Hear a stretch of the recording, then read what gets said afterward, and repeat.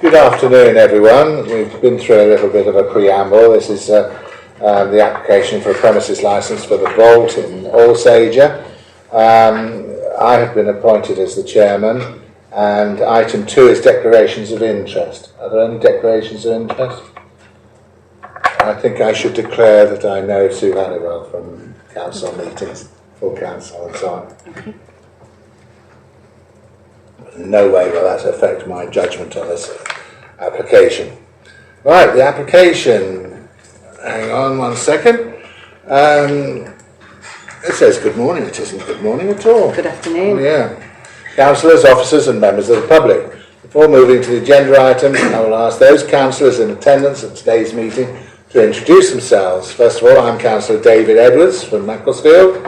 Also present on this subcommittee are in the far corner there. Ailith? Ailith Harold from Macclesfield. Put your speaker on. Yeah. You heard me. Ailith Harold from Macclesfield. And to my right I have Susie. Councillor Susie Agerson from Congleton. And I have the following officers. I have immediately to my right our legal officer, sorry. Gary Colvin, solicitor and legal advisor. Right, thank you. And to my left I have Helen Davies, Democratic Services. Right, now we move on to the actual application. We've done the declarations of interest. May I ask those in attendance for this item to introduce themselves. From the Cheshire East Licensing Department, we have Kim Evans, Licensing Team Leader. Thank you. Jennifer Rowley, Senior Licensing Officer. Thank you. And from Environmental Health, we have Margaret Hockley, Senior Enforcement Officer. good. And Cheryl Birchinall, Technical Officer. good. On behalf of the application, we have Brad Lancaster. Thank you. The Director of the Vault, and we have Ian Donaldson, beg your pardon, Director of HD and LD Properties Landlord. Those who have made relevant representations today are Chris Morgan, I believe, and Sue Halliwell. I would just like to say at this point that generally we refer to the, when I call the officers, I'm fairly informal, and if it's okay, acceptable to you, I'll use your Christian names, but if you find that bad, then I'm happy to call you anything you want. The procedure for the hearing has been circulated to those taking part and can be found on page 5 of the agenda pack. I'll invite the speakers in accordance with the procedure. I do like to, at these meetings, to give everyone a fair crack of the whip, but I do ask you to address the meeting through the chair. So please don't talk between yourselves. Everybody will get a fair chance, I promise you. So now I'd like to move to invite Jen Rowley. Could you introduce and summarise the application, please, Jen? Thank you. Good afternoon, Chair and members of the committee. The Licence and Act Subcommittee is requested to determine a contested application for a new premises licence submitted by the Vault Cheshire Limited for the premises known as 19 Crewe Road in Alsager. Since the report was written, we have received further information to amplify matters raised in the original representations. I have provided members with a report and some correspondence, which has already been read in advance of this hearing. I'd like to say as well, it's also been raised by some objectors that the applicant has stated that the notice was incorrect and the council has apologised for the error. I'm not sure where the information's come from, but I'd just like to clarify. We do check the notices, and as far as I'm aware, the notices were all correct and matched the information in the application. Since the report was written, representation number 1, 5 and 6 have advised that they are satisfied with the further amendments submitted by the applicant. There has been a significant amount of information that's been shared after the consultation period has ended. However, the information does relate to some planning issues. While licensing and planning issues there are different regimes, sometimes they can overlap. Members will need to take a decision on the relevance of any planning issues that are being submitted to this licensing act hearing. All the decisions available to the subcommittee are set out within paragraph 6.1 of the report. In making your decision, you should have regard to the statutory guidance issued by the Home Office and the Council's statement of licensing policy. Where the subcommittee chooses to depart from policy or guidance, the reasons for doing so must be set out within the decision notice. The only matters the subcommittee can take into consideration are those that relate to the premises, the application and the licensing objective. All non-relevant matters should be disregarded. This may include matters that relate solely to planning issues. Does anyone have any questions at this stage? Thank you. Councillor Harewood, have you any questions at this stage? Councillor Acker-Smith? No, Chair.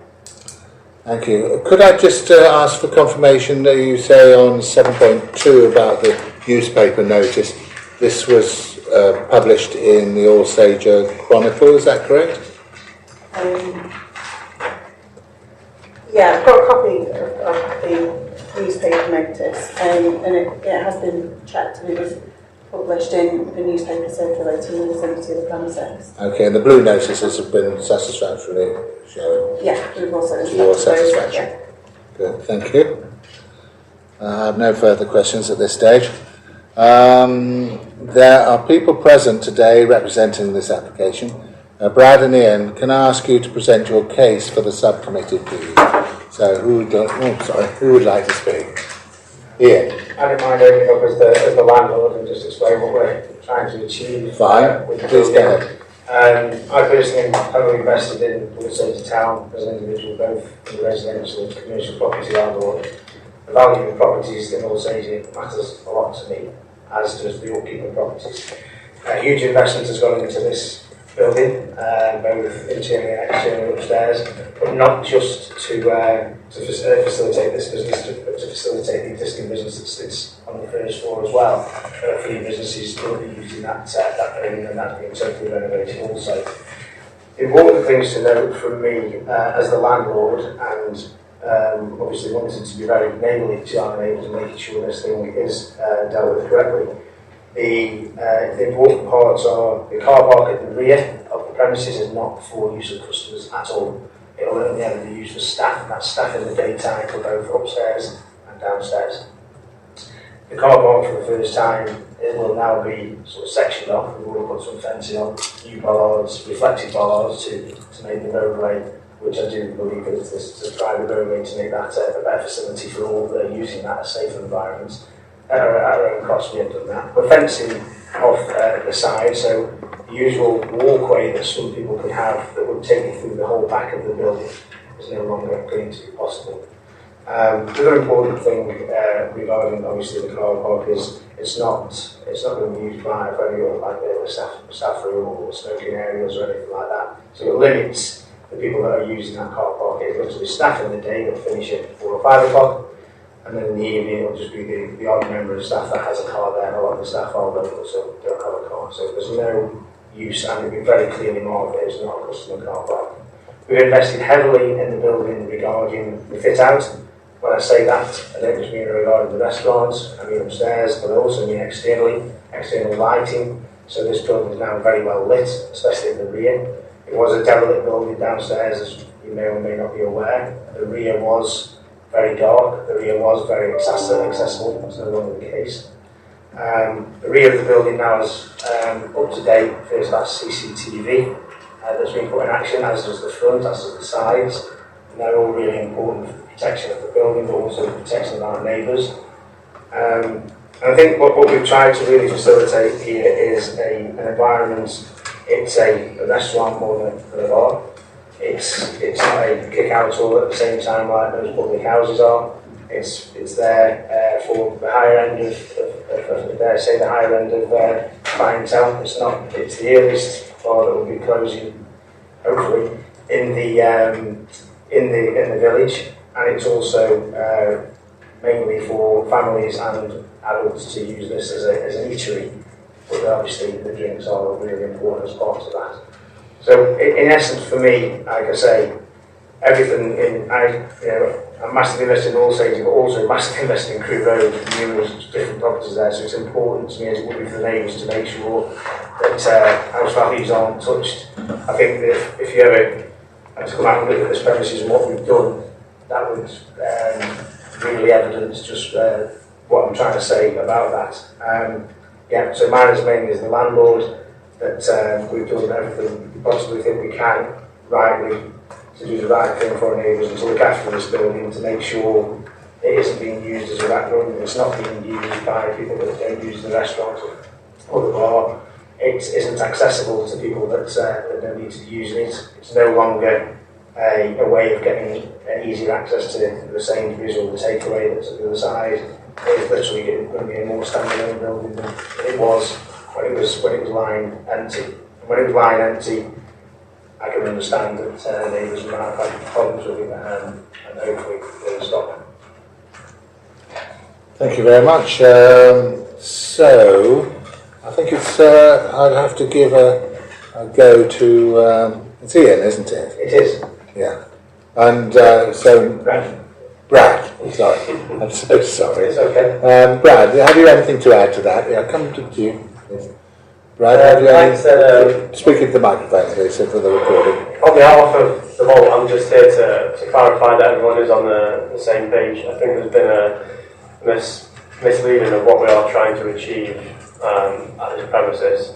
I think some people have an understanding that it's going to be a late night out drinking bar, which isn't what we're trying to do. So we just want to work with our neighbours and local businesses so we're all on the same page.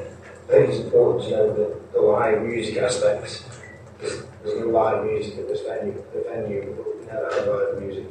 The venue will literally have music that's played by a state-of-the-art system that's costing £25,000 to install, so we can ensure we can do the volume and make sure that's the right amount. But the reference to DJ, it's probably being respectful to the DJ rather than a chap who sits up and plugs into our music system and plays music on our behalf. The exterior of the building, the courtyard, has no speakers fitted whatsoever, and we'll have no exterior music being played. I know there's some funny things going on, and we're working with the planners at the moment because we're going to close the building rather than in a courtyard and it's all there. I think it was more desirable, I think it was better for pedestrians and diners, I think it was better for neighbours. But we're going to deal with that as we go along with the planning, which is a separate situation. But the outside also is really important to understand. As of 10 o'clock, the outside is empty. So literally, when I say the outside, the courtyard, so it never has any speakers during the day or until 10 o'clock. And at 10 o'clock, we still don't envision that being utilised either. Thank you. I'll come to you in a second. Thank you, Smith. Right, we have Margaret Hopley present today from Environmental Health. Could I ask you if you have any questions for the applicant by way of clarification, please? Obviously, on our own behalf, we have put conditions forward which is agreed, but from a management perspective, on your own behalf of noise, have you got any additional systems in place to reduce noise or management procedures that you'll be doing? I think some of the main areas, first and foremost, when it comes around to, I think when we think about noise, we think of the loudest thing we can possibly have, and that would be music, and we know that's very well mitigated. When we think about people leaving the premises, I think in the current stage now, the bars that's just over bar 6, but over bar 55, we're surrounded by these sort of facilities. As I said, people won't be leaving this place in one go. They never do when it's restaurants, it's when you've finished what you're doing. I think that the rear car park isn't being used, so people have no reason to go that way. I don't see why they would come through unless they lived on the east side of Alsager going down past the civic centre.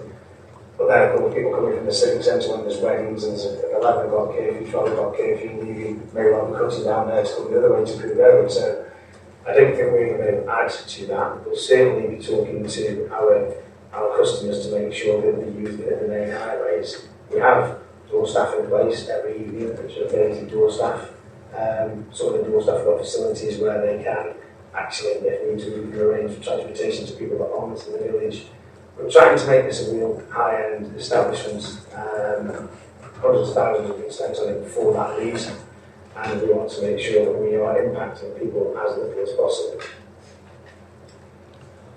Thank you very much for that. Chris and Sue have made relevant representations today. I will now invite them to ask questions of the applicant by way, and can I emphasise this is for clarification. This is just asking questions for clarification, so not to make a speech at this stage. Is that clear? You will be given a chance to speak later. Okay, so Chris, do you have any points for clarification of Brad and Ian? Yeah, I won't make a speech, I'll make this quick clarification. I just want to take up on the mistakes that have been made. I received an email from you, Bradley, that said that licensing had profusely apologised for mistakes they'd made. What are those mistakes they made that you were alluding to in the email that was sent to objectors, please? You'd like to come back, please? That may have been a slight mistake on my behalf. It was the Alsager Council. When the Alsager Council saw our licensing, they had the understanding that we were going to go open until 1 AM on Sunday.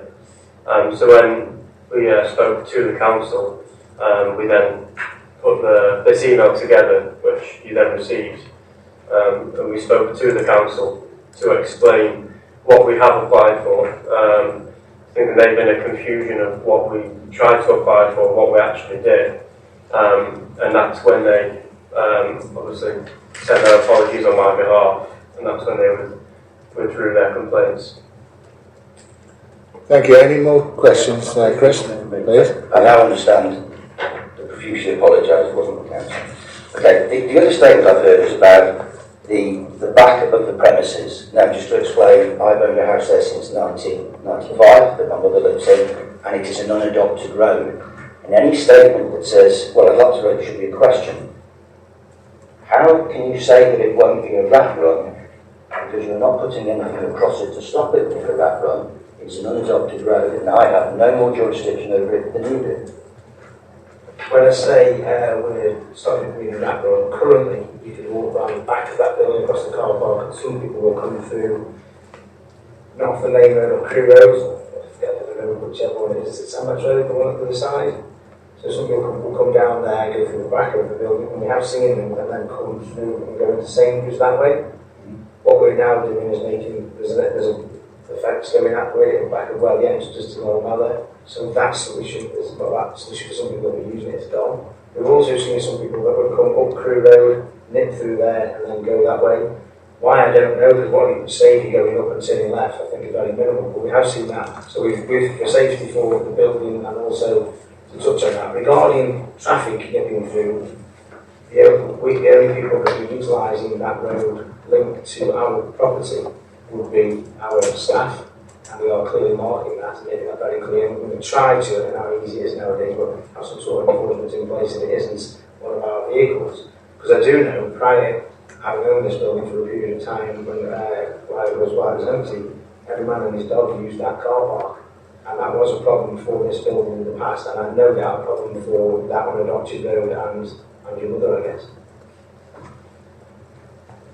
Last question. Yeah, keep going. Yeah. It wasn't a problem in that. The car park was mainly used by residents there who were cheating using the car park. It's the answer to that. Not the because she's empty. But no, I accept what you're saying, you're closing it down at the far end, which is fine. But as for the unadopted road, which is unlit and mainly a pothole, anyone can use it any time. No one has got. Thank you. Okay. No one has got any rights over it, and that's the problem because the council will not adopt it. I just want to move on to the sound. So, and I did notice that it changed in the application that a sound limiter was going to be fitted. So I'd ask at this point, what model of sound limiter and what decibels are you going to set it at? And are you using any visual indication of when the sound is breaching your sound limiter, and then what happens, please?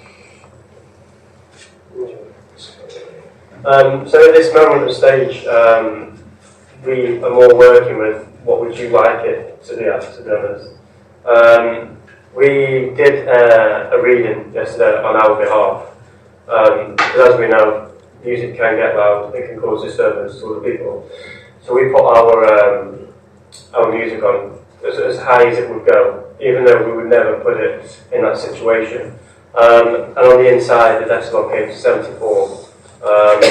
So it's more of us working with the neighbours of what they would like it to be. And with the sound system that we do have, when we communicate with someone, we can put on a cap as to whatever it needs to be. I think it's really important to know that the music is there. This is a dining place. It's there for background music. Not many people want to dine and can't have a conversation. I think when people do that, they don't disturb. So predominantly, this music is there as background music. I emphasise again, there's no music in the external courthouse, the courtyard area. And I think the things that we have taken into consideration, music aside, the placements where the kitchen is set further back. It's not right at the back of the premises, which we've considered. I know the local takeaway out there is right at the back. I don't know if that causes any noise or discomforts. We try to utilise existing chimneys in the actual building at huge cost to ourselves, to try and mitigate noise and all the different stuff. So, and we've done extra soundproofing, different bits in the build. So we're trying to do everything we can on that, because I don't want you running to your mother being kept up at night by our bar restaurant at all. And if anyway we can mitigate that, we shall do so. And I think with everything that we're putting in place around the building itself, with the monitoring of the building, the staffing of the building, the accessibility of the staff that are in the building, the security side of things, the restrictions of use to the rear of the property, which is literally going to be a staff entrance at the moment. That's probably as good as we could possibly try to do. Thank you. Can you just hang on 1 second? The licensing officer wishes to make a comment. Thank you. Sorry, Mr. Chairman, I just wanted to follow up on the noise limiter question, if that's okay. Yes, please, Yeah, for clarification. I just wanted to I'll come back to you, Chris. Is it the type of noise limiter that can be overridden at the premises, or is it a fixed limit that can't be overridden? No, yes, it can be overridden. It can be overridden, okay. And I don't want to speak for my colleagues in environmental health, but sometimes it can be very helpful if environmental health assist with the setting of noise limits. Is that something that you would be willing to partake of? Thanks, Mr. Chairman. Okay, Chris, would you like to continue? I think the original planning application said no noise should be heard outside the building. That's from the original plan. If we just address the courtyard, and I know we're not here to look at planning, which there is none for that building. It's been called a courtyard, it's been called an outside area. I'm not an expert, it's my sense decisions, but it has windows, doors, and a roof. And it must be one of the first courtyards I've ever seen that has a roof on it. It is described by Cheshire East Planning as a substantial building. And so why are we calling it a courtyard that gives the impression it's outside? I'll answer that. We're calling it a courtyard because that's what it was initially put in the planning. Currently, we are speaking to planning to change that. So I'm referencing courtyard so everybody knows what I'm talking about from the original application. Currently, it is not a courtyard, we accept that. When we've taken some advice and sometimes advice isn't right from builders who want to build certain things, but I won't go into that. It's planning thing. We're working very closely with them to make sure that the relevant planning and everything gets sorted out with them to have this area, so I say courtyard or room, correctly facilitated. What I will say is that the roof, the steel structure, and a form of frontal piece of the like a courtyard veranda was an initial. Probably wrongly advised at the moment, but that's why we're working with planning now retrospectively. So, putting windows in makes sense for, again, looking at noise, but also looking at aesthetics and pedestrians and diners. So I took as a landlord, probably a bit of a gamble with that, and we're deeply working with planners as we speak. But again, that's not about licensing today. That gives a clearer picture of what's going on the front, as opposed to what is it actually going to be, or what is it called. Thank you. Chris, any more questions? Yeah, just like it's also been called an outside area. I've seen that written as an outside area.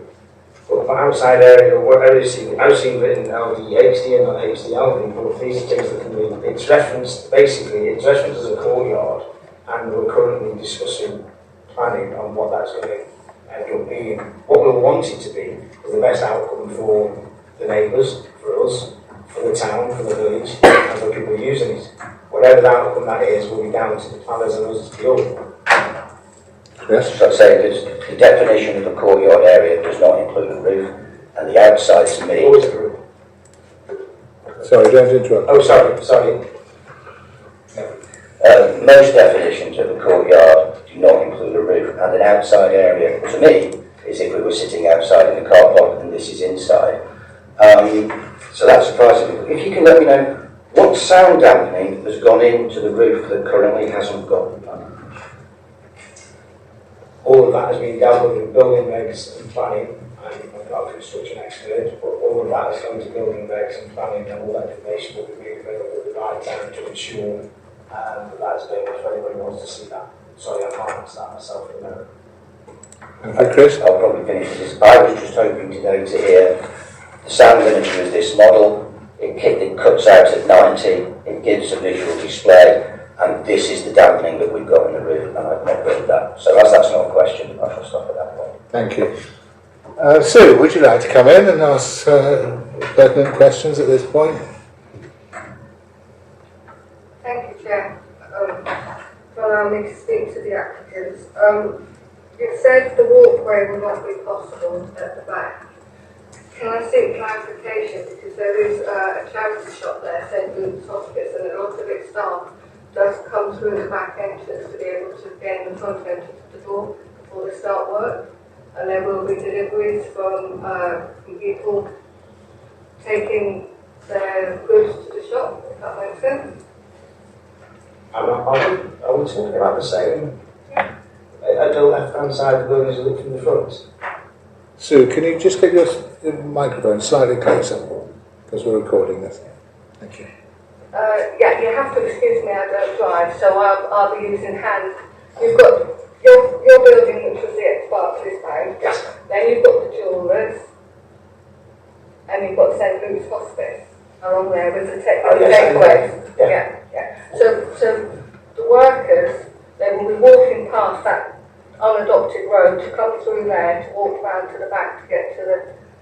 We've got, as that unadopted road, as you've already alluded to, we have no rights to that. That unadopted road, they walk down to the right, that have no input whatsoever. And I was referencing to the left-hand side, where people access the back of the ex-Barclays building, and then come down outside the Sainsbury's end, not the right-hand side end. All we have at that end is the entrance to our car park. Okay, thank you for that clarification. So then my next thing is, where's your fire exit going to be? Do you have limits on how many people you can have in there? And then Shall I answer the fire one first? yeah. So people answer the So we do have we have two fire exits from the back. One on the front of the building, and then also at the side of the building via the kitchen. On the top, on the toilets upstairs, we have a fire escape going through the top building with two separate entrances. And we do have a limit on people in the building. Off the top of my head, I won't be able to give you the answer, but we do have one on paper, yeah. Sue? I appreciate you said it's going to be more of an eatery bar, and you said there's been a misconception. I'd like to point to your advertising. I don't know who did your advertising, and it's not, I don't mean to be too criticism of them, but I was a plumber in the 80s. I have children. It sent alarm bells through females in Alsager, and I won't say demographically, but there was a picture of a female looking a little bit worse for wear coming out of that premises.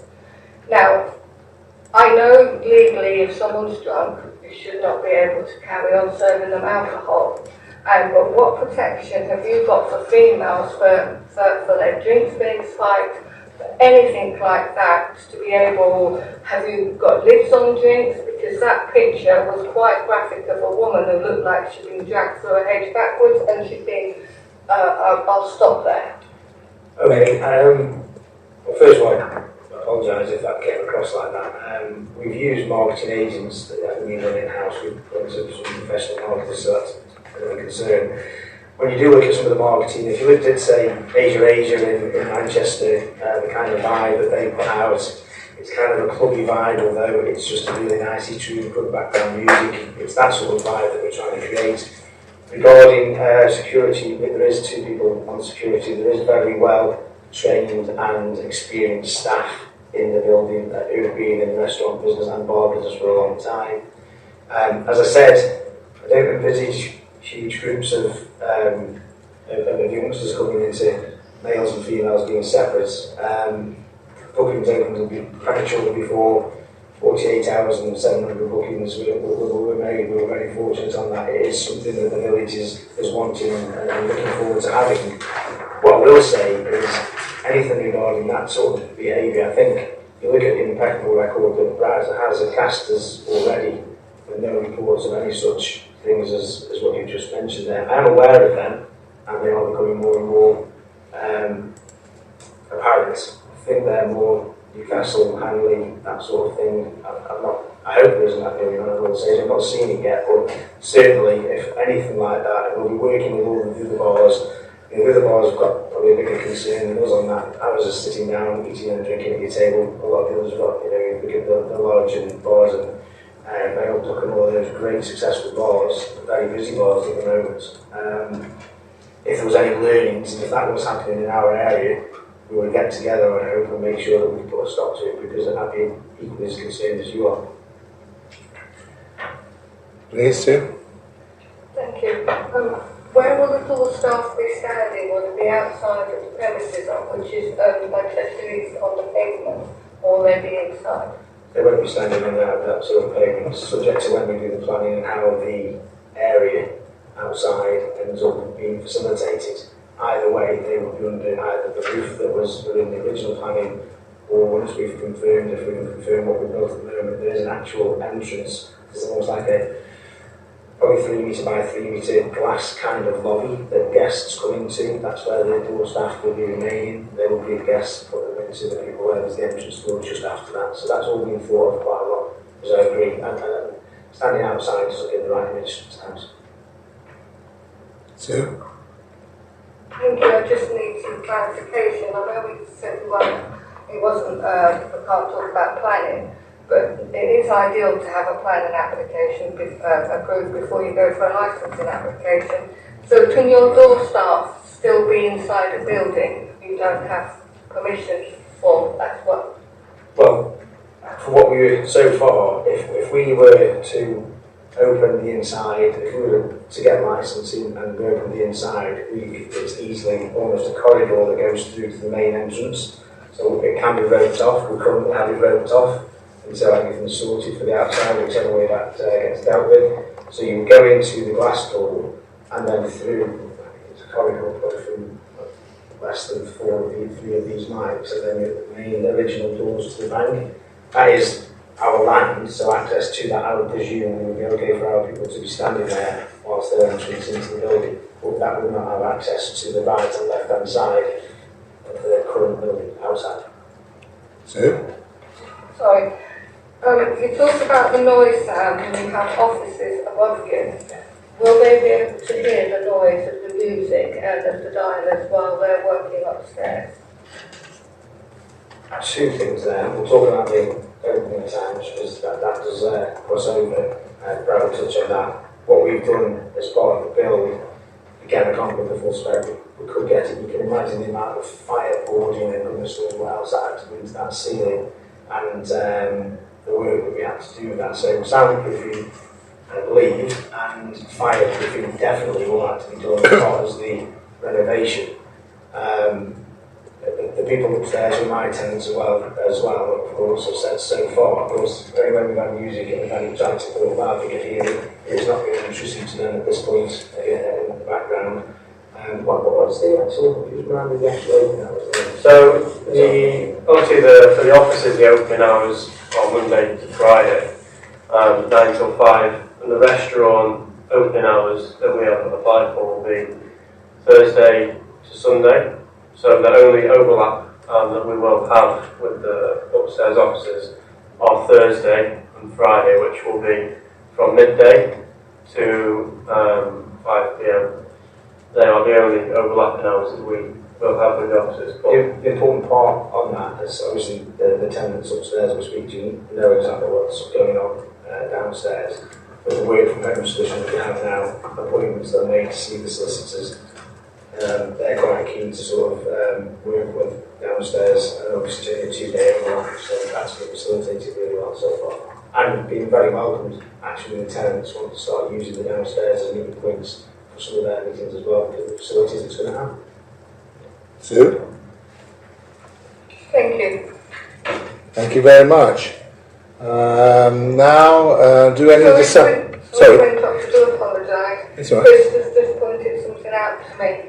I do apologise. Am I still allowed to ask another question? Yes, go ahead. Where's the smoking area going to be? So the smoking area, as you're looking at the building, will be at the front left. So it'll actually be the furthest point away from the residents at the back. So if you are concerned about any noise, which I can understand why, the actual closest noise you may have is the Sainsbury's car park. We're actually kind of a bit further away. Important to know with that positioning there, that is still obviously the land of this premises. It is on the entrance to the current upstairs tenants. So the cleaning facilities that we have in place, there's a strict regime that's really put in place about that area being kept right. It's not just about being kept right for people walking past, it's being kept right for our current tenants as well, so it's really important. Okay. Yeah, just one more point then. Sorry, is that what that wooden structure is at the back? No, wooden structure purely to get external workings for the restaurant to make sure that they're not a hideous distraction for the people who live in the back of the building. And that's just a floating structure. But it's fine. Okay. I'm ever so sorry, I don't mean to be. I can't envisage in my head if they're going out for a cigarette and they're going to be standing there. Is that? Yeah, absolutely. We're not putting seating out for people to go out and have a cigarette. If anything, we want to discourage smoking, to be honest. I mean, Greg's got a smoking facility which is outside his restaurant at Castor's Corner, it's on the front. He doesn't like it because he passes by where his decked area is. It doesn't really work, it's not ideal. But for the minority that you do have to cater for smoking, this area for us is. It's not ideal for us either because there's an entrance to our current tenants, but we will be keeping it clean and tidy, and that's what it is in the best position we feel for everybody who concerned regarding residents. Okay, Sue? I might come back later when I'm allowed to speak, so I've got to work it all out in my head. All right, fine. Thank you. Now the subcommittee, do you have any questions for the applicant or the property's landlord? First of all, Councillor Acker-Smith. Thanks, Chair. Thank you for those representations. Thank you for attending to explain more about the project. I think it's wonderful that you're investing in Alsager. It's a really needed with the growth of this, I'm sure. And thank you, Ms. Moore, for bringing, and Ms. Taylor, for bringing your concerns to the attention of this committee. It's very important that we do hear them. So my questions are, how long had the premises been empty before you took it over? It's a good question. The guy owned it in 2 years. I think Chris, the guy, might know how long it's been empty better than I do. The downstairs, not the upstairs. The upstairs have never been empty. The tenants remained in place. It's a bit of a bizarre building. When I purchased the ground floor, with the ground floor, you purchase that, the external walls on the roof, and the internal first floor and the internal walls was owned by a separate person with the tenants that were in it. Again, a bit of an oversight on that, and I did, but actually I went with the building anyway. Subsequently, I have purchased the upstairs and inside, kept them tenants in support to keep them tenants for me as well. They want to stay there as well, hence the investment for their businesses in that upstairs place, and also for the first time allowing them to have use of the car park officially, because they didn't before as a staff, hence keeping people that aren't related to build out of it. Yeah, so I mean, Chris might, I don't want to, they probably know better for living there longer, but the downstairs, if I'm guessing it's 2 or 3 years, it was empty. Want to answer that? Yeah, if you don't mind. Chris, would you like to? Yes, please. Okay. I'm going to really on certain things, but it's been empty about 2 years downstairs. People do Can say you put it's an it empty to building. that mic? My apologies. That's it. People say it's an empty building. It's never been an empty building because it's always had tenants upstairs. The park is evacuated about 2 years ago. And yes, I agree, certainly where I can agree with this, that people have parked there willy-nilly when they wanted to, because that's what they did, and sometimes the people upstairs could not park. But if you think it was a derelict, empty building, and that's the feeling you've got about it, completely untrue. Always had tenants, the offices upstairs were fine to have meetings up there in the last 2 years. Barclays exited 2 years Thank ago. you for clarifying that, Chris. Councillor Ackersmith? Yeah, so is the restaurant going to be in an area of Alsager that already has eating out areas and buildings so is it sort of a retail come restaurant area? So there's already existing business. Absolutely, and I think Alsager is thriving at the moment. It's bringing people in from all of Alsager. You know, think of the amount of houses that are being built in Alsager, a new estate that's coming further down the road on the way to Bradway, hundreds and hundreds of houses. You know, successful businesses, the Lodge, the Bod, the Italian restaurant, Rosino, all of the various takeaways. Then you look at, obviously, Brad has got Casters, you've got the situation of you've got the main stadiums of 3 and 4 in the morning, Bangor, which is there. No premises in Alsager, which is great, hence why I like to invest in it, are ever empty. The one became empty recently and is now being turned into a retail shop, another one a bit more recently, and that gets filled. I own multiple ones on that street, and for me, it was just a great opportunity to add to that, but add something that's different. And it is different. It's closing early, it's probably going to be a little bit more expensive to eat and drink in.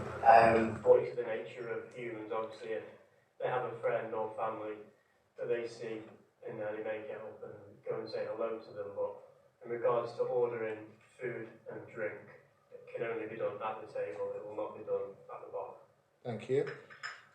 There's one comment about the windows being closed, and then it says when the DJ is playing. Could I just interject that this will only be after 11 o'clock? I think that's correct, Environmental Health? Because that is when it falls within... Yeah, we've got 10 o'clock. 10 o'clock, is it? 10 o'clock. Thank you very much. You say that there will be no under 18s in there after 9 o'clock, is that correct? Correct. Thank you. We did mention this a little bit earlier, that the courtyard, sorry to call it that, this building on the front, will be closed and empty by 10 o'clock, is that correct? Correct. And there is some discussion about audible noise. Perhaps if I could just ask you to clarify about audible from a building or audible outside, or could you just clarify that? Excuse me. So, obviously, with environmental health, we investigate noise complaints. And noise complaints are investigated under what's called statutory nuisance, which looks at the interference of somebody else's enjoyment of their property. So the conditions relating to noise not emanating beyond from the premises is obviously to ensure that we don't have complaints that reach that kind of threshold, so it's causing problems to neighbouring properties. So obviously, yes, it's a case of we're asking for the noise be controlled and that it's not emanating beyond the site boundary. Thank you very much. there is mention in two different places about bottles, disposal of bottles on page 9, I think it is, and also deliveries in the planning document, which obviously is not totally relevant to us, on item 8. Could you just briefly explain about the disposal of bottles and rubbish and about when you're expecting deliveries? So with the disposable bottles, I think the agreement off the top of my head was no later than 9 p.m. in the evening, and it was no earlier than 10 a.m. With the bottles. And with the deliveries, we're working with our deliveries as we speak to make sure we're not getting them early hours, and we don't have any late deliveries either. Good, thank you. They obviously will be SIA trained, the door people that you have. That's it. Thank you very much. Can I allow Kim to come in on this? Yeah, Mr. Chairman, I just wanted to follow up on one of the questions you asked about the SIA door supervisors, because I think you got a slightly different answer from Brad than is necessarily the agreed condition with the police. I just wanted to clarify, is it the agreed condition with the police that's the condition that would be put on any licence if it were granted, or is it the statement you've made today that there would be door supervisors every evening? It's what we've agreed with the Cheshire Police. Okay, just wanted to clarify. Thank you, Mr. Chairman. Is that okay? Thank you. Right, Brad and Ian, do you wish to clarify any matters you feel are unclear or were maybe misunderstood? I hope we've answered questions posed to us, and I hope we've given clear answers so far. Good, thank you very much. Brad, do you want to say anything at that stage? No, you're okay? Same from myself. Thank you. Can I ask the Environmental Health Officer to make your representation if you've got anything else further to add? Thank you. I have nothing further to add. I mean, the conditions that we put forward have been agreed by the applicant, so we're happy at this stage. Thank you. Thank you. Brad and Ian, do you have any questions for the Environmental Health Officer by way of clarification? She hasn't said much, has she? But do you have any questions for the Environmental Health Officer? No, nothing at all. Thank you. Chris and Sue, do you have any questions for the Environmental Health Officer? Chris, first of all, you. Do you have anything? All right, well, Sue, you go first. Ladies first.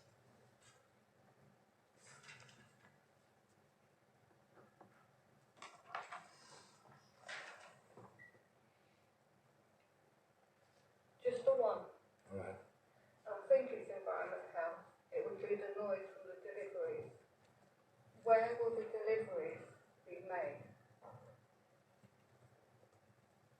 And that one's probably more for the applicant really, just to confirm when they'll have deliveries to the premises to be fair.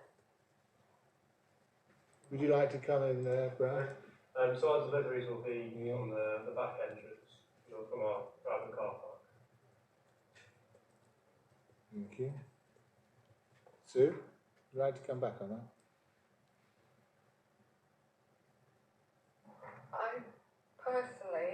I don't drive, as I previously said, and the way the building has come out right onto the pavement, which is owned by Cheshire East, and the side unadopted road, I need assurance from Environment Health that there is going to be no issues with the noise, because I don't think the vehicle is going to be able to go and park and have deliveries. I'm talking about food as well as alcohol.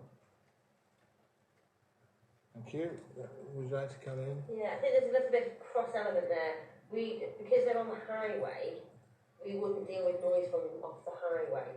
I know it's an unadopted road at the back, which potentially, yes, we could address any issues if we did have complaints, but generally we don't get a lot of complaints relating to deliveries, and the applicant's already said they will be within a reasonable time within the day, it's not a delivery early or later on, when we personally would have more of an issue with deliveries if they were too early in the morning. Thank you. Please. And just another question. I used to work a couple of doors down at a cafe which is no longer there. So I know a lot of environmental issues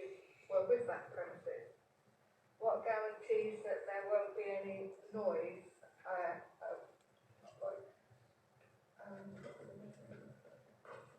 the extractor fan, that's the word I'm looking for. Will the extractor fan be able to make sure that the premises above will not be getting any odours from the premises below? All odour systems have different ratings for the capability of the nature of the food that they're going to cook. So if you're just doing pizzas, it's what you're asking is the abatement equipment. So the abatement for, say, pizza is different to curries. So obviously that has all been approved as part of the plan. So we obviously look at all that plans and it's designed fit for the purpose of the premises and the nature of the food which it will undertake. Again, if we did receive complaints, then obviously we would investigate them accordingly. But obviously there's new equipment going in, so it will have been requested fit for what food is being cooked, because it's all different depending on whether it's spicy or greasy food. So yes, it's designed accordingly. Anything further, Sue? Chris, would you like to ask any questions of environmental health? Should I be addressing questions about sound reports for environmental health? Okay. Do you accept and have you read and accept the sound report that was produced by the developer originally for planning? Yes, because that's specific for the extraction system.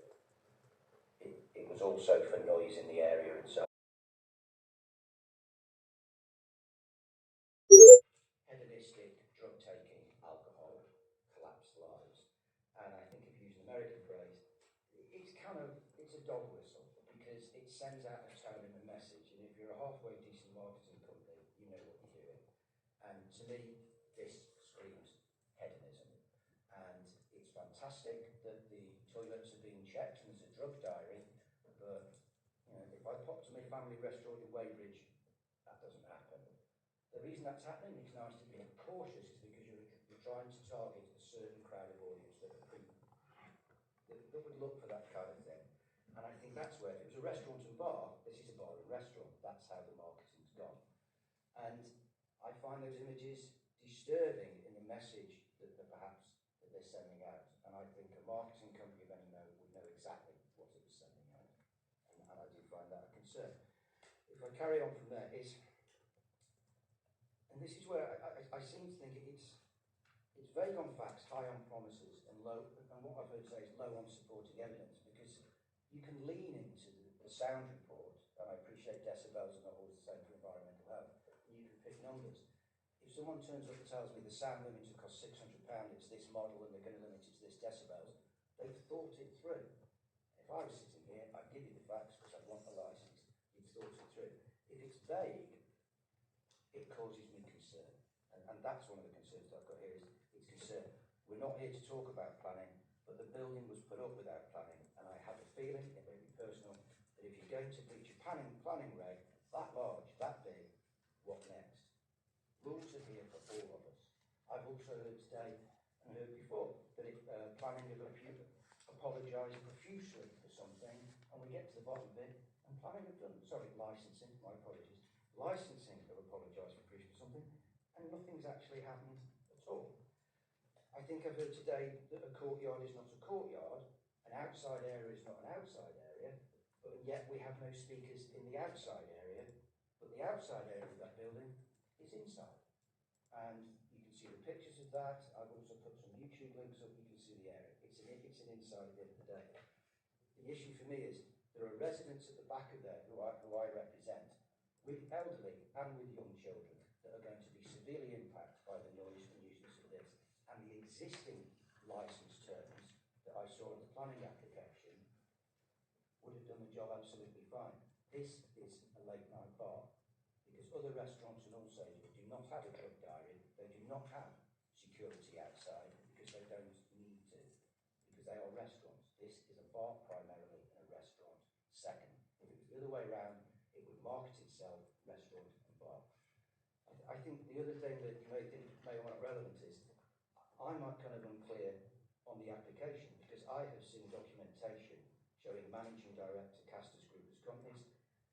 At Companies House, there is no Castor's Group of companies, and Castor's is not the vault. They are two separate, limited organisations legally. And Bradley over here is the director of the fault, and he resigned from Casters as a director 2 years ago. And so when I see emails that say Casters Group of Companies and MD, I look at it and go, this doesn't relate to the actual facts and the truth that you can see at Companies House, and you may feel that's irrelevant. I think anything in the area which pushes this up by 10 decibels is going to have a detrimental effect on the residents there. And quite frankly, if we were doing good for, if someone was doing good for the area, talk to the residents 6 months ago. I would not even be sitting here if someone was being open and sharing what that they were doing. You don't put a new building up at the front by accident. With the global supply chain now, you've got to book that in at least 6 to 9 months beforehand.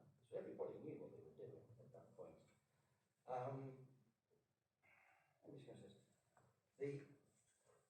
I'm still confused, and probably will remain, whether it's music in an outside area or not, and what an outside area is going to be. I do know that even the smoking area that's been suggested at the front will carry sound out to the back at that time of night, which will disturb local residents.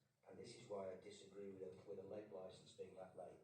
And what would have really pleased me if someone had turned up to me and said, this is our sound level, background noise 75 decibels for a restaurant, but what we're going to do when we have live DJs, we're going to put the decibel limit in at 95.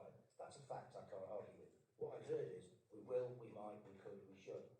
And that is a worry, because I would have come prepared with those facts for you. They have not been presented here today, which means, in my opinion, people have a loose grasp on the things that they need to do, or those things perhaps do not matter. The marketing promotion that you've seen, and I think it's fantastic that Ian's talking about Alsager on the up, but I remember badly in an article that was published that said, in this bar you would not know you were in Alsager. I remember that because I thought, well, I used to live here, it's not that bad. So I'm kind of wondering what's going on. Is it I'm going into a bar so I wouldn't know I was in Alsager, because it's that bad, or is it an area on the up? I hope it does well. I mean, my mother and sister, that's fine. For me, it's an absence of facts that causes me concern, and those absence of facts will cause problems down the road. We're talking about the lighting at the back. It's really easy. There's so many things from them that it is not a dark and dingy area and lighting's suddenly gone in. Whilst Barclays owned it but pulled out, they left the lighting on for at least 2 years while they were there. It only stopped when the ownership transferred. These things haven't happened. You are putting a bar which has got a late licence next to an unadopted road which no one wants to take responsibility for, at the back of residents' houses with no lighting, with potholes, with security at the front, yet 4 foot from one of the busiest main roads in Alsager, in a building which has no planning permission, and I appreciate that might not be relevant to you. I don't think I'd have the brass neck to put a building up without planning permission and then just go for retro over and over again. And if I have got the brass neck to do that, what do I do next? I think we should follow the process and keep it in order. As for the noise in the background of the area, it is relatively quiet. To suggest that Sainsbury's have caused a problem, I know every single resident there, no one has ever complained about Sainsbury's. The extractor fan at the Indian restaurant, we actually complained when he wasn't switching it on because of the smells, and environmental health came out, and we had a chat with him, and he put it on, and it caused no problem. It is not a noisy area in a busy high street, as you might be led to believe. And I'd urge you to look in the reports at the YouTube links I put in, because it walks you around the area, and with very little boring commentary from me, so that you can see what it is. And I think let's have a bar and restaurant, but let's get the planning right, let's get the licensing right, and let's all be honest about what's opening up here. This is a bar, in my opinion. The marketing says it's a bar, the way it's put out looks like a bar, and the checks for drugs certainly tells me it's a bar. I'll go quiet. Thank you. Thank you very much, Chris. Sue, would you like to speak? Thank you, Chair. We've heard that Alsager is an up-and-coming town and it's vibrant, and that's not so true. We have a bar opposite who's now cutting its winter time hours. We have a restaurant which is closing its doors. I do feel for the applicants, because obviously they've gone to all this time and effort, and I will, if you grant the licence, I welcome them to Alsager. But I do feel that some of the concerns we have put forward haven't been addressed. I don't know if they've listened to us or we've not listened to them. but that rear of the exit to that site is going to be unlit. You will not be able to stop people from going out there and exiting down there at night. It is the shortest way home. It is. People do walk it at night. You have the delivery drivers. You have people who live above some of the units, the shop units there. Their thoughts need to be, and their concerns need to be listened to, as well as the people who live at the back. Thank you. Thank you very much, sir. Brad and Ian, do you have any questions for Chris or Sue by way of clarification? Could I just make one point, Chris? And that is, we've been in this meeting, you say things aren't sort of fluid, you know, all promises and so on. For instance, earlier, Brad said, or perhaps it was Ian, about vaping and so on. That is set in stone now. It's not a promise because it's recorded and that becomes part of the licensing. They have said that there will be no live music. That is it now. There's no live music. It isn't a promise. It isn't a broken promise. It's part of the licensing that we're discussing today. I would like, when I'm going to pass across to Brad and Ian in a second, I would like to just clarification about this structure on the front, whether there will be any speakers or whatever in that. I'm sorry. It's fine. I can hear a deep breath being taken. Fine. I think there's a few things. Just one second. So now I'm going to pass it over to you. If you have any questions for Chris or Sue, by way of clarification, but if you could clarify that, would be helpful. Thank you. I'll clarify a couple of things if I may. Firstly, for the record, I wasn't saying this was a noisy area. I wasn't saying that Sainsbury's and the takeaway are noisy. What I said is there's other retail people from the question from the councillor. Is there anything else around that area? And yes, there is, that have deliveries and have similar things. That was the point. I didn't suggest for 1 minute we're living in chaos, because we are not. The road is busy, as we know, and I will reiterate that is a true point. Regarding the building at the front, you know, call it naivety, it's got nothing to do with 9 month waiting, and we knew what we were doing. We had a structure that was done for planning, which was a roof, steels to the floor, with a form of fence covering to the front, so it's like a veranda, an open veranda. And when talking to the project manager, he was very confident that we would be okay to do what we did. Now look, we're now in a situation where we have to deal with that. Where I would like to make it very clear regarding the speakers were always internal. When I say internal, that's everything from the building, from the existing external wall of the Barclays Bank and the external doors of the Barclays Bank. The speakers are all inside that building, whether it's a covered courtyard, whether it's the building that it is right now, whatever we want to call it, there are no speakers in that area. Now, the planning issue and the brass neck sort of thing, you may be very, very more, you seem a lot more educated than myself, to be honest, because I didn't know where those pictures come from. I thought they were quite good and quite bundling, and they were just funky. They linked to a restaurant in Manchester called Tattoo, and the other one that I said, which is Ivy Asia. We've kind of tried to use that sort of vibe. I get that it might not be everybody's taste, but it's not attracting, certainly not attracting drug users and things like that. The reason for having door people, and I don't think we even need them, I think you're right, because of the clientele that we will be attracting. But we've done all this because we didn't want to have any problems like these. We wanted to try and show we are doing everything to make this place safe for the people that are in there, going back to your points regarding youngsters that are in there, safe for families to be in there at certain times. We wanted to evidence that we have cut no corners on this when it comes to, okay, we haven't got stats on the decibels for our music system. We can. I know how we can do that, but it is all controlled. We've invested every way we possibly can to try and do the right things.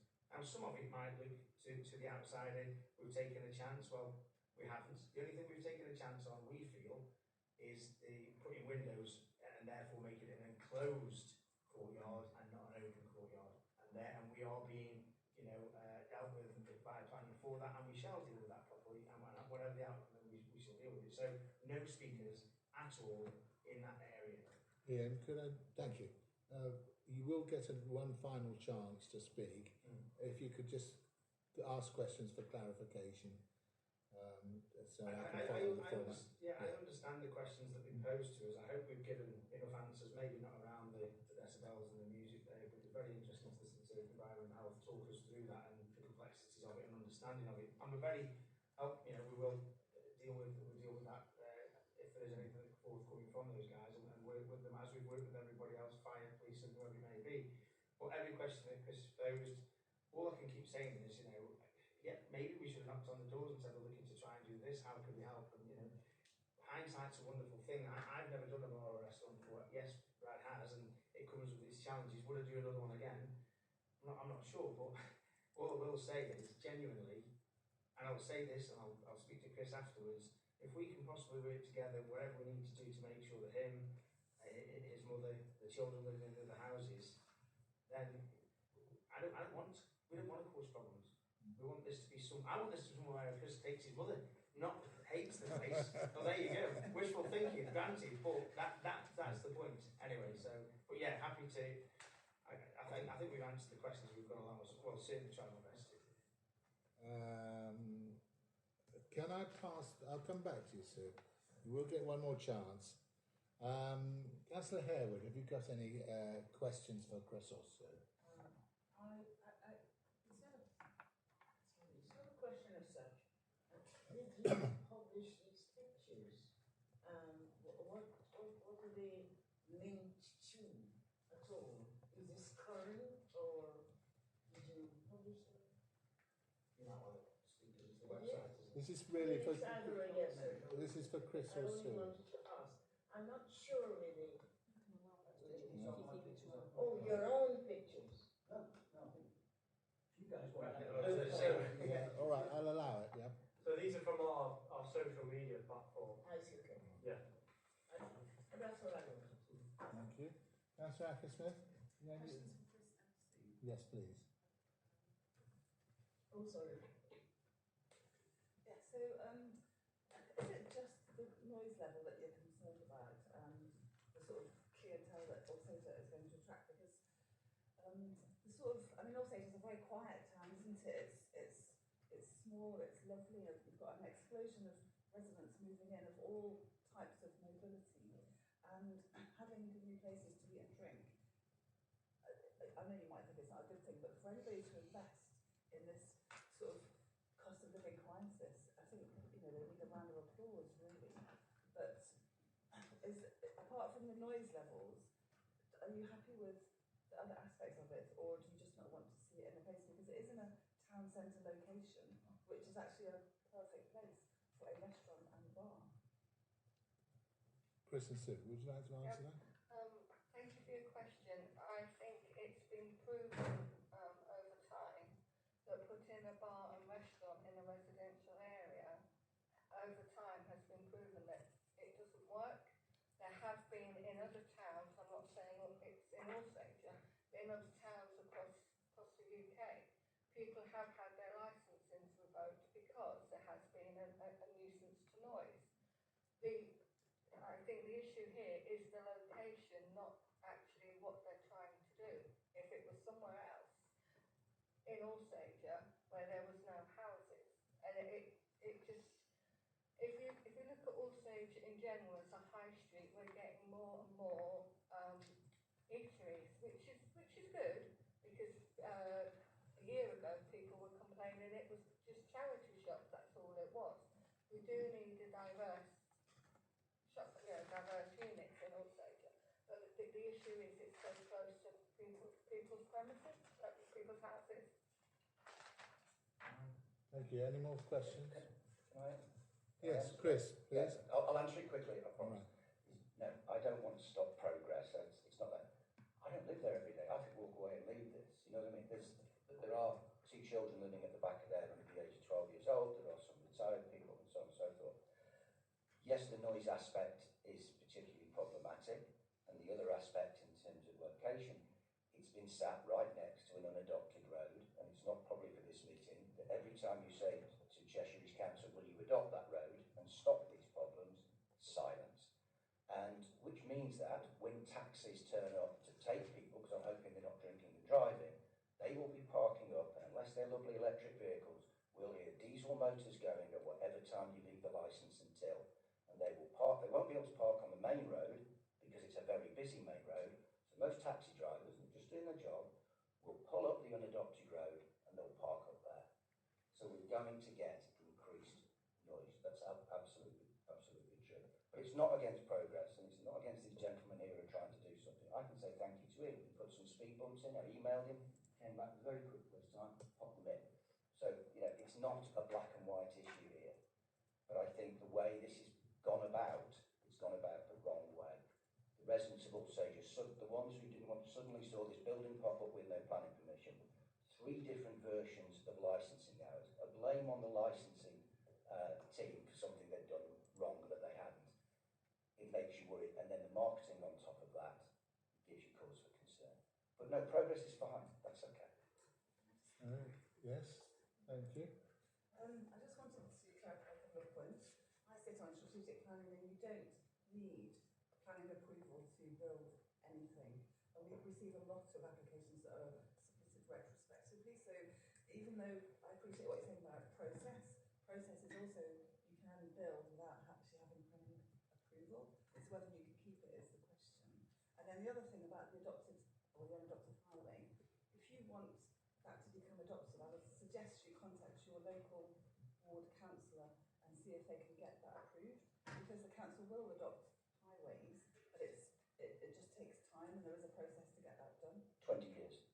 Okay, well, they've not been trying hard enough, if I have to say. No, it's look, there's some battles to fight in life and some don't. If this was a highways meeting, I probably wouldn't bother to turn up that road at the moment, because we've tried for 20 years and so many people have tried and failed to get that road unadopted. It's a headache for anybody, because as Ian mentioned before, it has been a rat run. And one good reason it can be potholed is it stops it being a rat run. If you drive to Alsager, it's the busiest corner in Alsager, and it's potholed. And believe me, it's nicely said to me, but we tried to get it adopted. It would have sorted out so many problems for both the guys over here and the residents, but that's the council, and I'm in the wrong meeting for that. Sure. And I was just finally to say that as the cycling and walking champion, I'd like to think that people are going to walk to a restaurant and not drive. Thank you. My mum can get there, it's only 54. Chris, could I just add something to what Councillor Acker-Smith said about the planning and so on? Believe it or not, I know this sounds daft, but the two things are very separate. And sometimes I sit on planning as well. We get planning and they haven't got a licence. We get people coming to us with applying for a licence and they haven't got planning. Obviously, eventually the two things have to come together. But you denigrated very slightly the fact that they hadn't got planning. It's not necessary at that stage to get to planning before you get a licence. Thank you. Am I correct? Thank you. Right, can I now invite Margaret Hopley, then Chris, and then Sue to make their closing addresses, please. Do you have anything further to add, Margaret? The only thing we can add is if any premises ever wants to come to us and ask for advice and guidance on managing noise, they're more than welcome to ask us that. So yes, if you need to speak to us on any occasion, we're always here to assist and not just enforce as well. Thank you. Chris, would you like to make any closing address of any sort, or have you said it? Well, I think the benefit of everybody here, I've said it. Thank you. And Sue, you wanted to ask one final thing or make one final point. One final point. It says 6.5, 6.51. The hours applied are as follows. Provisional for live music. As we've heard, there's not going to, if I've heard correct, there's going to be no live music. So that doesn't need to be on the, does that still need to be on the licensing application if they're not having live music at all? Thank you. Would you like to come in? Are you withdrawing that part of the application? We have no intention of having live music. The music is played by a DJ, which is into our system. Can can you explain a little bit more what the DJ is going to be doing? So Yeah. is he going to be creating music, or is he just going to be playing Yeah, so already pre-prepared music? I'm glad he's not here, because I don't like the way I do explaining this, but effectively the modern DJs come with a playlist, which is a Spotify or effectively a connection with a veranda, an open veranda. They need to do, all those things perhaps do not matter. The marketing promotion that you see, and I think it's fantastic that the in-store looks like Of the Barclays Bank and the external doors of the Barclays Bank, the speakers are all inside that building.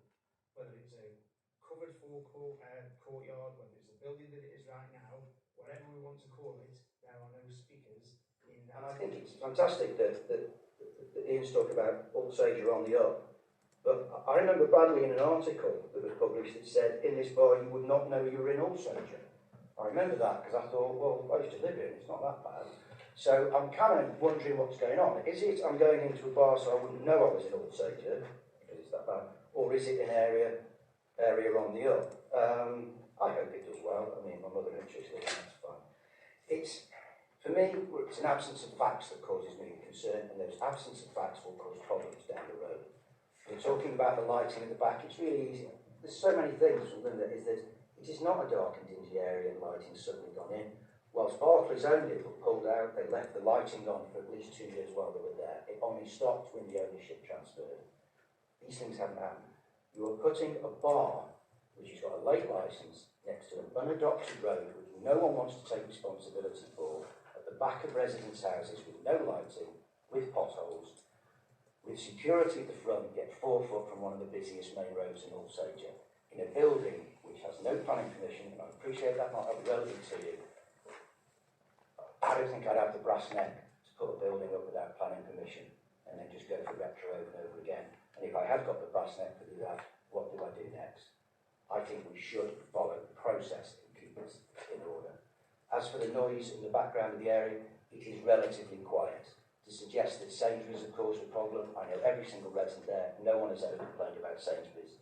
The extractor fan at the Indian restaurant, we actually complained when he wasn't switching it on because of the smells, and environmental health came out, and had a chat with him, and he put it on, and it caused no problem. It is not a noisy area in a busy high street, as you might be led to believe. And I'd urge you to look in the reports at the YouTube links I put in, because it walks you around the area, and with very little boring commentary from me, so that you can see what it is.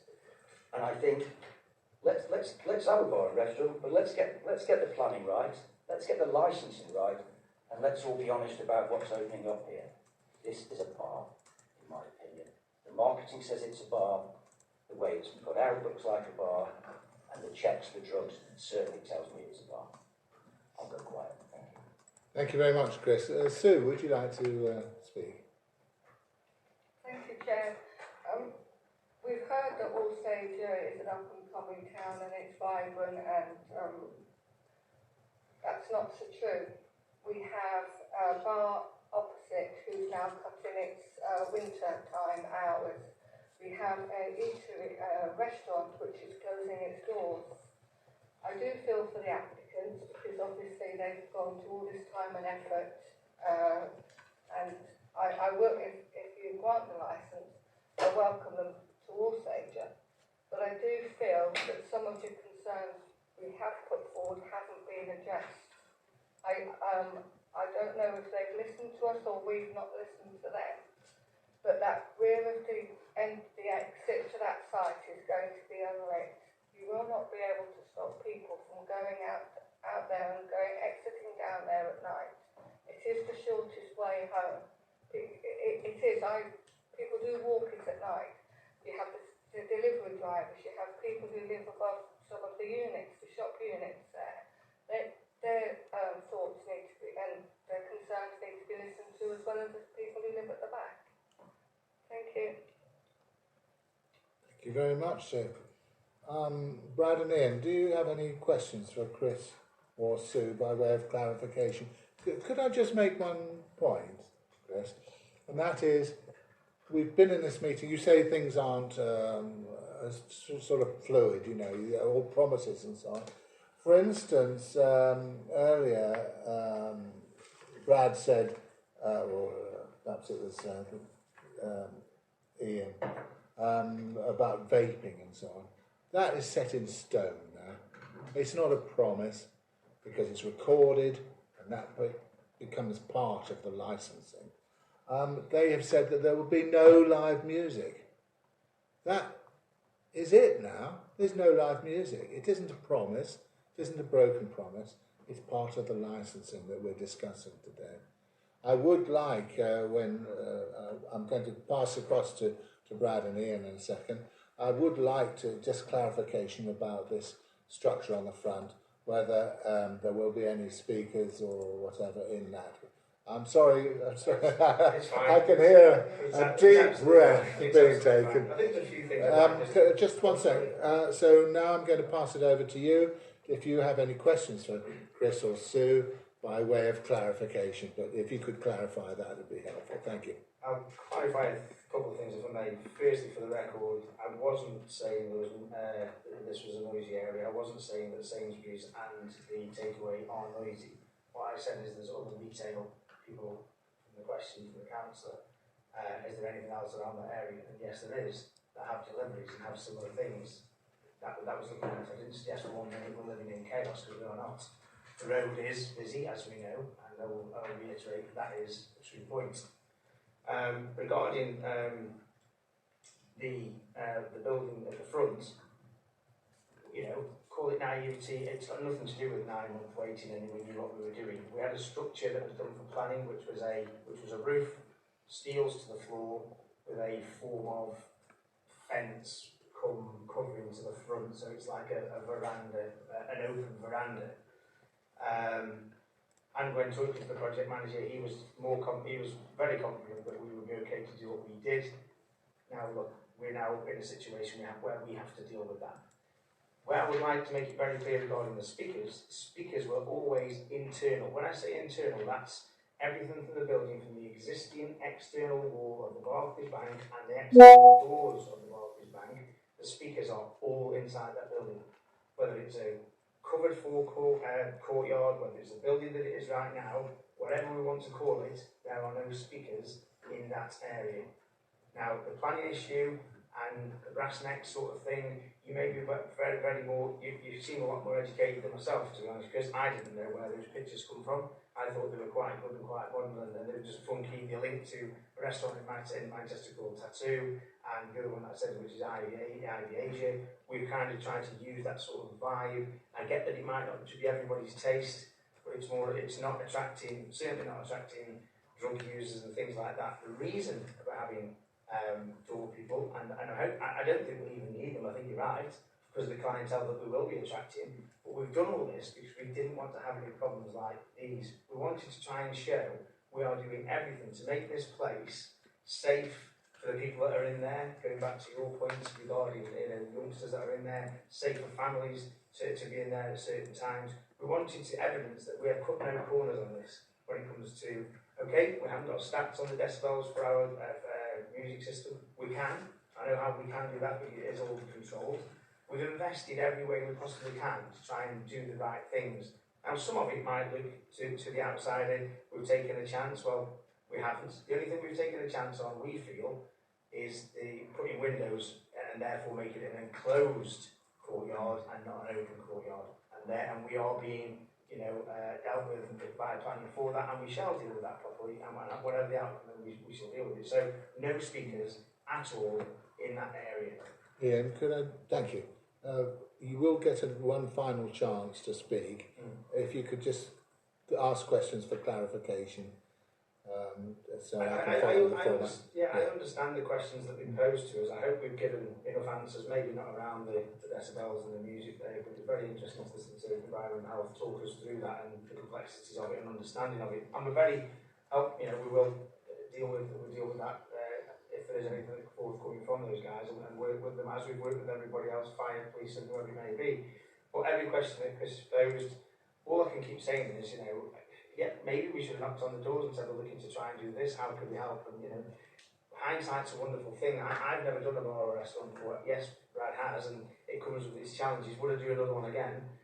I'm not sure, but all I will say is genuinely, and I'll say this and I'll speak to Chris afterwards, if we can possibly work together, whatever we need to do to make sure that him, his mother, the children living in the other houses, then we don't want to cause problems. We want this to be I want this to be somewhere where Chris takes his mother, not hates the place. Oh, there you go. Wishful thinking, granted, but that's the point. Anyway, but yeah, happy to. I think we've answered the questions we've got along. Well, certainly try my best to. Can I pass? I'll come back to you, sir. You will get one more chance. Councillor Harewood, have you got any questions for Chris or Sue? It's not a question as such. Did he publish these pictures? What do they link to at all? Is this current or did you publish them? You might want to speak to the website. Isn't it? This is really for. Yes, sir. This is for Chris I or only Sue. wanted to ask. I'm not sure really. Yeah. Oh, your own pictures. No, I think you guys want Yeah, all right, I'll allow it. Yeah. So these are from our social media platform. I see, okay. Yeah. And that's all I wanted to. Thank you. Councillor Acker-Smith? Questions for Chris and Sue? Yes, please. Oh, sorry. Yeah, so is it just the noise level that you're concerned about and the sort of clientele that Alsager is going to attract? Because Alsager is a very quiet town, isn't it? It's small, it's lovely, and you've got an explosion of residents moving in of all types of mobility, and having new places to eat and drink. I know you might think it's not a good thing, but for anybody to invest in this sort of cost of living crisis, I think they need a round of applause, really. But apart from the noise levels, are you happy with the other aspects of it, or do you just not want to see it in a place? Because it is in a town centre location, which is actually a perfect place for a restaurant and bar. Chris and Sue, would you like to answer that? Thank you for your question. I think it's been proven over time that putting a bar and restaurant in a residential area over time has been proven that it doesn't work. There have been in other towns, I'm not saying it's in Alsager, but in other towns across the UK, people have had their licensings revoked because there has been a nuisance to noise. I think the issue here is the location, not actually what they're trying to do. If it was somewhere else, in Alsager, where there was no houses, and it just, if you look at Alsager in general as a high street, we're getting more and more eateries, which is good, because a year ago people were complaining it was just charity shops, that's all it was. We do need a diverse units in Alsager, but the issue is it's so close to people's premises, people's houses. Thank you. Any more questions? Can I? Yes, Chris, please. Yes, I'll answer it quickly, I promise. Right. No, I don't want to stop progress. It's not that. I don't live there every day. I could walk away and leave this. You know what I mean? There are 2 children living at the back of there under the age of 12 years old. There are some retired people and so on and so forth. Yes, the noise aspect is particularly problematic, and the other aspect in terms of location, it's been sat right next to an unadopted road, and it's not probably for this meeting, but every time you say to Cheshire's Council, will you adopt that road and stop these problems, silence. And which means that when taxis turn up to take people, because I'm hoping they're not drinking and driving, they will be parking up, and unless they're lovely electric vehicles, we'll hear diesel motors going at whatever time you leave the licence until. And they will park, they won't be able to park on the main road because it's a very busy main road. So most taxi drivers, and just doing their job, will pull up the unadopted road and they'll park up there. So we're going to get increased noise. That's absolutely true. But it's not against progress, and it's not against these gentlemen here who are trying to do something. I can say thank you to him. We put some speed bumps in, I emailed him, came back very quickly this time, popped them in. So, it's not a black and white issue here. But I think the way this is gone about, it's gone about the wrong way. The residents of Alsager, the ones who didn't want to suddenly saw this building pop up with no planning permission, 3 different versions of licensing hours, a blame on the licensing team for something they'd done wrong that they hadn't. It makes you worry, and then the marketing on top of that gives you cause for concern. But no, progress is fine. That's okay. Yes, thank you. I just wanted to clarify a couple of points. I sit on strategic planning and you don't need planning approval to build anything. And we receive a lot of applications that are submitted retrospectively. So even though I appreciate what you're saying about process is also you can build without actually having planning approval. It's whether you can keep it is the question. And then the other thing about the adopted or the unadopted highway, if you want that to become adopted, I would suggest you contact your local ward councillor and see if they can get that approved, because the council will adopt highways, but it just takes time and there is a process to get that done. 20 years. Okay, well, they've not been trying hard enough, have they? No, look, there's some battles to fight in life and some don't. If this was a highways meeting, I probably wouldn't bother to turn up that road at the moment, because we've tried for 20 years and so many people have tried and failed to get that road adopted. It's a headache for anybody, because as Ian mentioned before, it has been a rat run. And one good reason it can be potholed is it stops it being a rat run. If you drive to Alsager, it's the busiest corner in Alsager, and it's potholed. And believe me, it's nicely said to me, but we tried to get it adopted. It would have sorted out so many problems for both the guys over here and the residents, but that's the council, and I'm in the wrong meeting for that. And I was just finally to say that as the cycling and walking champion, I'd like to think that people are going to walk to a restaurant and not drive. Thank you. My mum can get there, it's only 54. Chris, could I just add something to what Councillor Acker-Smith said about the planning and so on? Believe it or not, I know this sounds daft, but the two things are very separate. And sometimes I sit on planning as well. We get planning and they haven't got a licence. We get people coming to us with applying for a licence and they haven't got planning. Obviously, eventually the two things have to come together. But you denigrated very slightly the fact that they hadn't got planning. It's not necessary at that stage to get to planning before you get a licence. Thank you. Am I correct? Thank you. Right, can I now invite Margaret Hopley, then Chris, and then Sue to make their closing addresses, please. Do you have anything further to add, Margaret? The only thing we can add is if any premises ever wants to come to us and ask for advice and guidance on managing noise, they're more than welcome to ask us that. So yes, if you need to speak to us on any occasion, we're always here to assist and not just enforce as well. Thank you. Chris, would you like to make any closing address of any sort, or have you said it? Well, I think for the benefit of everybody, I've said it. Thank you. And Sue, you wanted to ask one final thing, or make one final point. One final point. It says 6.5, 6.51. The hours applied are as follows. Provisional for live music. As we've heard, there's not going to, if I've heard correct, there's going to be no live music. So that doesn't need to be on the, does that still need to be on the licensing application if they're not having live music at all? Thank you. Would you like to come in? Are you withdrawing that part of the application? We have no intention of having live music. The music is played by a DJ, which is into our system. Can you explain a little bit more what the DJ is going to be doing? So is he going to be creating music, or is he just going to be playing already pre-prepared music? I'm glad he's not here, because I don't like the way I do explaining this, but effectively the modern DJs come with a playlist, which is a Spotify or effectively a connection, a veranda, an open veranda. They need to do, all those things perhaps do not matter.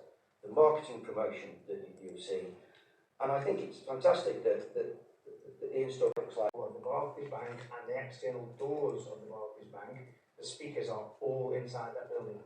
Whether it's a covered courtyard, whether it's the building that it is right now, whatever we want to call it, there are no speakers in that area.